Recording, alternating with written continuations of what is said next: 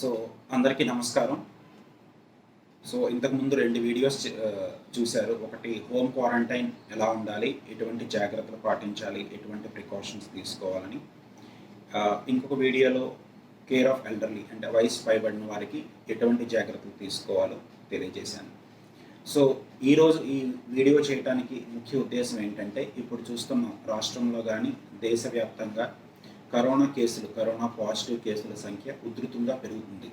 So దీనివల్ల shortage of beds ఉండటం వలన చాలా వరకు గవర్నమెంట్ హాస్పిటల్స్లో కానీ ప్రైవేట్ హాస్పిటల్స్లో కానీ సెంట్రల్ గవర్నమెంట్ వారు మరియు ఐసీఎంఆర్ వారు గైడ్లైన్స్ ఎప్పటికప్పుడు మారుస్తున్నారు. సో ఇప్పుడు ఎక్కువ మందికి హోమ్ ఐసోలేషన్లో ఉండి హోమ్ మానిటరింగ్ చేసుకునే వెసులుబాటు కల్పిస్తున్నారు. సో ఇది ఎటువంటి వాళ్ళకి ఇస్తారు, ఎటువంటి జాగ్రత్తలు తీసుకోవాలి, ఎప్పుడు తక్షణ సాయం పొందాలి, ఎప్పుడు డాక్టర్ని కన్సల్ట్ చేయాలో నేను చెప్తున్నాను. సో ఇప్పుడు ఎక్కువగా చూసుకుంటే మనం చాలా వరకు చాలా పాజిటివ్ కేసెస్, ఎసిమ్టమాటిక్ కేసెస్ ఉంటున్నాయి. అంటే వ్యాధి లక్షణాలు ఏమీ కనిపించకపోయినా పాజిటివ్గా పరిగణించబడుతున్నారు. సో ఇటువంటి వాళ్ళందరికీ, లేదా చాలా మైల్డ్ లక్షణాలు ఉండే వాళ్ళకి, మైల్డ్ డిసీజ్ ఉండే వాళ్ళకి, అంటే ఎక్కువగా ఆయాసం అలాంటివి లేని వాళ్ళకి, వీళ్ళందరికీ ముఖ్యంగా హోమ్ ఐసోలేషన్ సజెస్ట్ చేస్తున్నారు. సో హోమ్ ఐసోలేషన్ అనేది మనం డిసైడ్ చేసేది కాదు. కన్సర్న్ మెడికల్ ఆఫీసర్ చూసి ఈ క్యాండిడేట్ హోమ్ ఐసోలేషన్ ఫిట్గా ఉన్నారని ఆథరైజ్ చేస్తే మనం హోమ్ ఐసోలేషన్కి వెళ్ళొచ్చు. అదేవిధంగా వయసు పైబడిన వారు, అంటే 60 సంవత్సరాలు పైబడిన వారు బీపీ, షుగర్ మరియు హార్ట్ ప్రాబ్లమ్స్ కానీ, లివర్ ప్రాబ్లమ్స్ కానీ, కిడ్నీ ప్రాబ్లమ్స్ కానీ, లంగ్ ప్రాబ్లమ్స్ కానీ, ఇటువంటి కొమార్బిడిటీస్ ఉన్న వాళ్ళు కూడా హోమ్ ఐసోలేషన్ తీసుకునే అవకాశం ఉంటుంది. కానీ the decision finally lies with the medical officer.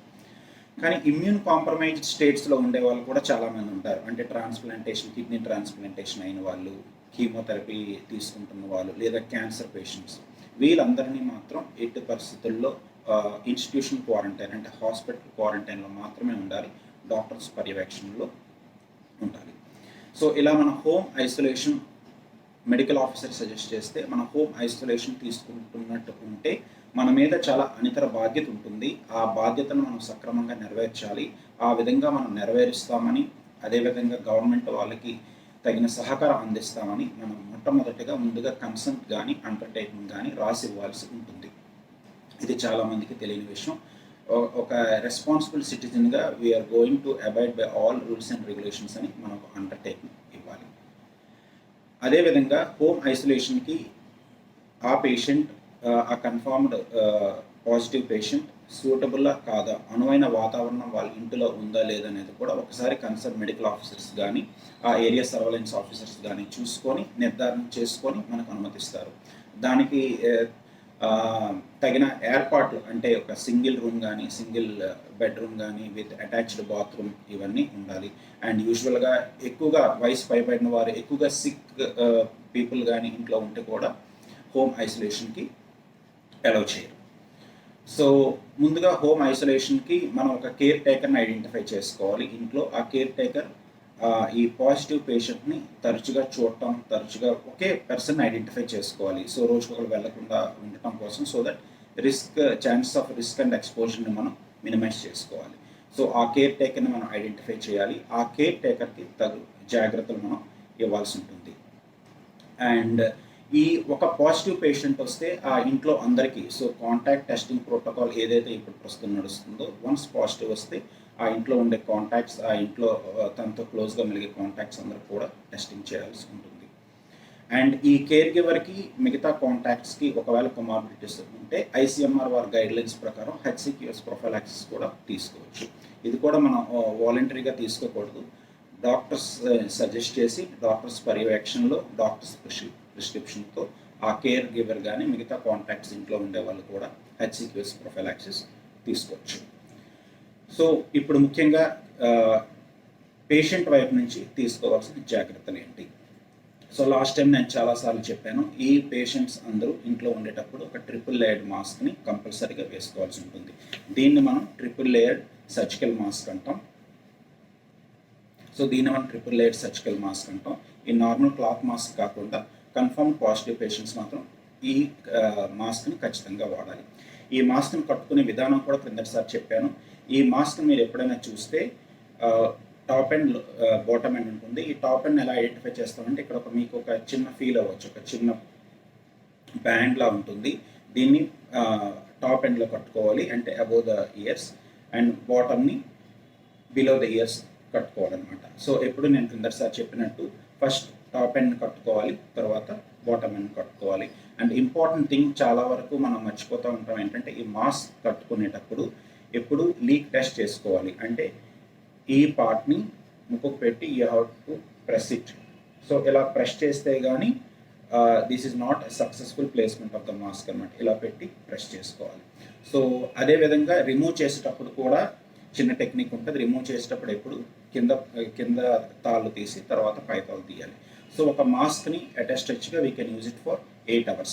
లేదా ఇది బాగా మాయిస్ట్ అయినా, లేదా స్వెట్తో వెట్ అయినా, లేదంటే అదర్ డర్ట్ ఏమైనా కనిపిస్తున్నట్టుంటే మాత్రం ఇంకా ఎర్లీగా డిస్కార్డ్ చేయాలి. అండ్ ఇంపార్టెంట్ థింగ్, ఈ మాస్క్ని డిస్కార్డ్ చేసే ముందు కూడా మనం దీన్ని హైపోక్లోరైట్తో సెన్సిటైజ్ చేసి లేదా క్లీన్ చేసి దీన్ని డిస్కార్డ్ చేయాలి. డిస్కార్డ్ చేయటం కూడా ఎక్కడ పడితే అక్కడ ఇంట్లో వేసేయకూడదు. ఒక స్పెసిఫిక్ ప్లాస్టిక్ బ్యాగ్ కానీ సపరేట్ ప్లాస్టిక్ బ్యాగ్ పెట్టుకోండి. సో ఆ పేషెంట్ తాలూకా మాస్క్లన్నీ లేదా గ్లౌస్ అన్నీ, లేదా ఇంట్లో వాడే మిగతా వాళ్ళ గ్లౌస్ అన్నీ కూడా అందులో వేసి జాగ్రత్తగా మన శానిటైజేషన్ వర్కర్స్కి వచ్చేటప్పుడు ఇవ్వాలి. సో ఈ మాస్క్ని డిస్కార్డ్ చేసే వాటర్ ఎంత ఇంపార్టెంటో డిస్కార్డ్ చేసే పద్ధతి కూడా అంతే ఇంపార్టెంట్. అండ్ డిస్కార్డ్ చేసే ముందు దీన్ని కంపల్సరీగా హైపోక్లోరైట్తో శానిటైజ్ చేసి డిస్కార్డ్ చేయాలి. దీన్ని డిస్కార్డ్ చేసి తీసిన వెంటనే తర్వాత మళ్ళీ మనం హ్యాండ్ వాషింగ్ చేసుకోవాలి. సో హ్యాండ్ వాషింగ్ చాలా ఇంపార్టెంట్. తరచుగా హ్యాండ్ వాషింగ్ చేసుకుంటూ ఉండాలి. So every 20 minutes recommend. So ఇంతకుముందు ఏంటంటే ఒక 20 seconds హ్యాండ్ వాష్ రికమెండ్ చేస్తాం, కానీ ఇప్పుడు అట్లీస్ట్ 40 seconds తరో హ్యాండ్ వాషింగ్ని రికమెండ్ చేస్తున్నాం. సో ఇది పేషెంట్ వైపు నుంచి తీసుకోవాల్సింది. అండ్ పేషెంట్ కంపల్సరీగా యాడిక్వేట్ రెస్ట్లో ఉండాలి. Okay, and complete hydration maintain చేయాలి. And respiratory etiquette, and cough చేసేటప్పుడు ఇలా ఎల్బోస్లో కాఫ్ చేయటం, ఇవన్నీ కూడా కంపల్సరీగా ప్రికాషన్స్ తీసుకోవాలి.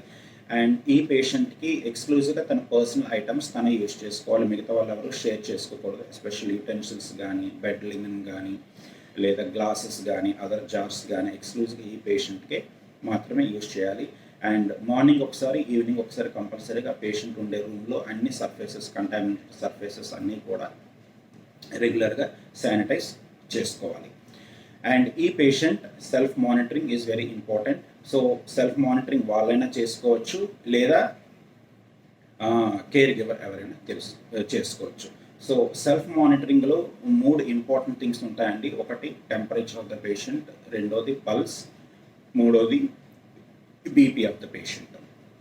నా టెంపరేచర్ ఆఫ్ ద పేషెంట్ చాలా ఇంపార్టెంట్. ఎందుకంటే so temperature of the patient చాలా ఇంపార్టెంట్ అండి. సో టెంపరేచర్ మనం సింపుల్ ఇంట్లో ఉండే డిజిటల్ థెర్మోమీటర్తో కానీ, అంటే రొటీన్ మెర్క్యూరీ థెర్మోమీటర్ కాకుండా you can use a digital thermometer. మీకు ఇప్పుడు కొత్తగా ఇన్ఫ్రారెడ్ థెర్మోమీటర్స్ కూడా వచ్చాయి. బట్ ఇన్ఫ్రారెడ్ థెర్మోమీటర్స్ అంత రిలయబుల్ కాదండి. సో మీరు చూసే ఉంటారు ఎప్పుడు +or- 3 degrees సెంటిగ్రేడ్ వేరియేషన్ చూపిస్తూ ఉంటుంది. సో ఇది అంత రిలయబుల్ కాదు. So it may not give accurate temperature always. So ఒక డిజిటల్ థెర్మోమీటర్ యూజ్ చేసుకోవచ్చు. సో ఇందులో రీడింగ్ స్ట్రైట్గా వస్తుంది కాబట్టి. సో టెంపరేచర్ అట్లీస్ట్ రోజుకి 4 సార్లు, ప్రతి 6 hours ఒకసారి టెంపరేచర్ రికార్డ్ చేసుకుంటూ ఉండాలి. ఆ డేటా అంతా మీ మెడికల్ ఆఫీసర్కి కానీ, మీ ఫ్యామిలీ ఫిజిషియన్ కానీ, మీ ఏరియా ఆఫీసర్కి కానీ మీరు పాస్ చేస్తూ ఉండాలి. సో ఒక డిజిటల్ థెర్మోమీటర్ని, యూజువల్గా డిజిటల్ థెర్మోమీటర్ ఇండివిజువల్గా ప్రతి వ్యక్తికి ఒకటి కొనుగోలు చేసి ఉంచుకుంటే మంచిది. లేదా ఇదే డిజిటల్ థెర్మోమీటర్ని అందరూ వాడచ్చు. ప్రాపర్గా శానిటైజ్ చేసి టిప్ అండ్ మొత్తం అంతా శానిటైజ్ చేసి వాడచ్చు. సో టెంపరేచర్ రికార్డింగ్ ఇలా చేయాలి. నెక్స్ట్ది బీపీ కూడా అట్లీస్ట్ రోజుకి 2 సార్లు మానిటర్ చేసుకోవచ్చు. ఇప్పుడంతా డిజిటల్ బీపీ మెషిన్స్ వచ్చేసాయి. సో ఇందులో రికార్డింగ్ వస్తుంది. సో చాలా ఈజీ రికార్డింగ్. ఇందులో పెట్టేసి ఈ కఫ్ని ఎప్పుడు మనం అప్పర్ ఆర్మ్లో కట్టాలి.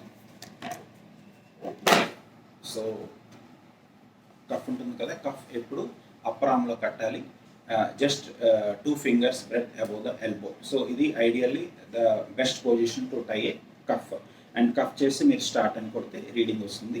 సో ఆ రీడింగ్ ఎప్పుడైనా ఇఫ్ ద బీపీ 90 కన్నా తక్కువ ఉంటే మాత్రం సిస్టోల్, అంటే అప్పర్ పార్ట్ 90 కన్నా తక్కువ ఉన్నా మాత్రం యూ హ్యావ్ టు అలర్ట్, మీరు మీ డాక్టర్కి ఇన్ఫామ్ చేస్తూ ఉండాలి. అండ్ మోస్ట్ ఇంపార్టెంట్ ఈ కోవిడ్ మానిటరింగ్లో is oxygen levels, oxygen saturation. దానికి మనకి ఫింగర్ పల్స్ ఆక్సిమీటర్ అని వచ్చింది. సో ఇది యూజువల్గా అందరూ ప్రస్తుత పరిస్థితుల్లో అందరూ కొనుక్కొని హ్యాండీగా ఇంట్లో ఉంచుకుంటే మంచిది. సో ఈ ఫింగర్ పల్స్ ఆక్సిమీటర్లో so it works with battery.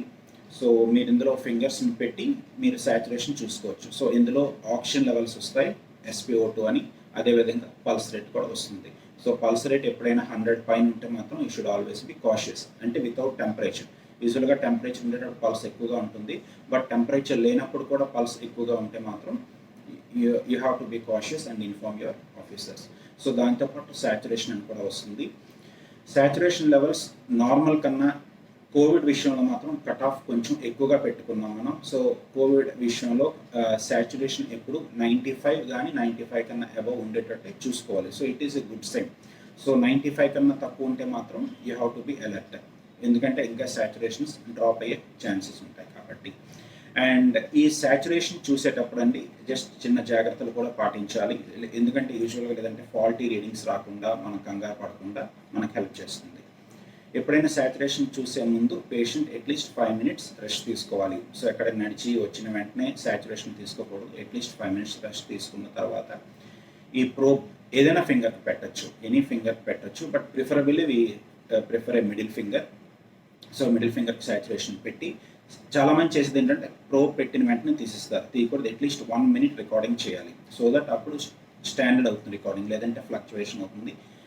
So యావరేజ్గా 1 minute రికార్డింగ్ పెట్టి ఆ రికార్డింగ్ని మనం ట్రేస్ చేయాలి.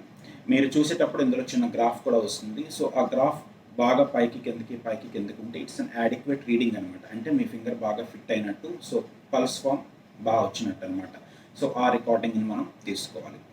అండ్ ఇందులో పాటించాల్సిన మిగతా ఇంకా కొన్ని ప్రికాషన్స్ ఏంటంటే, ఎప్పుడైనా యూజువల్గా లేడీస్ కానీ ఎవరికైనా ఎస్పెషల్లీ నెయిల్ పాలిష్ అలాంటివి ఉంటే రిమూవ్ చేస్తే మంచిది, ఎందుకంటే ఇందులో వేవ్ ఫామ్స్ వస్తే మీరు ఎప్పుడైనా ఇందులో పెట్టుకుంటే దీంట్లో ఒక లైట్ ఎమిట్ అవుతుంది, మీరు చూసే ఉంటే. సో ఈ లోపల చిన్న లైట్ ఎమిట్ అవుతుంది అనమాట. సో ఒకవేళ నెయిల్ పాలిష్ అలాంటివి ఉంటే ఆ లైట్ వేవ్ ఫామ్కి అబ్స్ట్రక్షన్ వచ్చి సో కరెక్ట్ రీడింగ్ రాదు. అండ్ ఇంకా కొన్ని పల్స్ ఆక్సిమీటర్స్లో PI అని కూడా వస్తుంది, పెర్ఫ్యూషన్ ఇండెక్స్ అని. సో యూజువల్గా సాచురేషన్ పల్స్ మనం కన్సిడరేషన్ తీసుకుంటే చాలు. పెర్ఫ్యూషన్ ఇండెక్స్ యూజువల్గా ఇట్ జస్ట్ గివ్స్, అంటే పెర్ఫ్యూషన్ సర్క్యులేషన్ ఎలా ఉంది ఏంటి అనేది మనకి అక్కడ వరకు తెలుస్తుంది.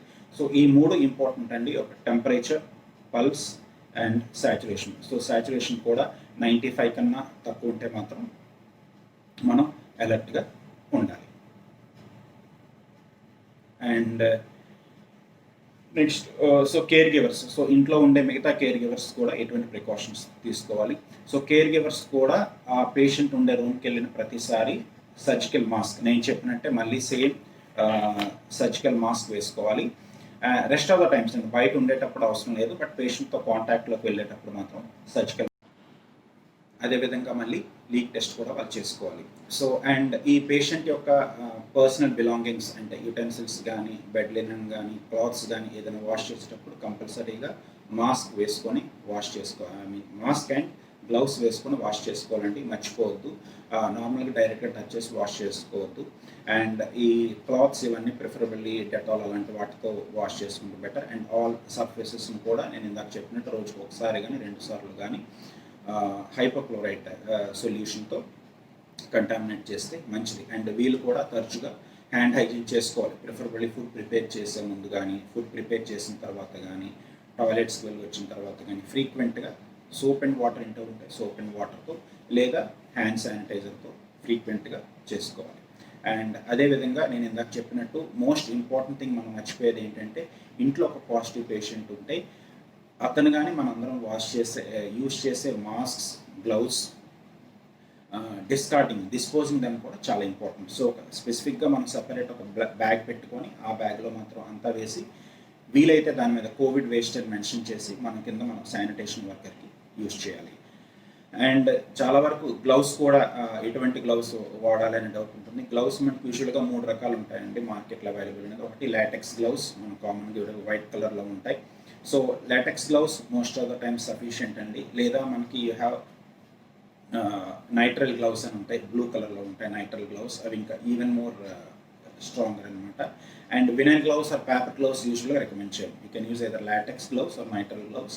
పేపర్ గ్లౌస్, వినైల్ గ్లౌస్ మాత్రం ఇన్ఫెక్షన్ కంట్రోల్కి యూజువల్గా యూజ్ చేయం.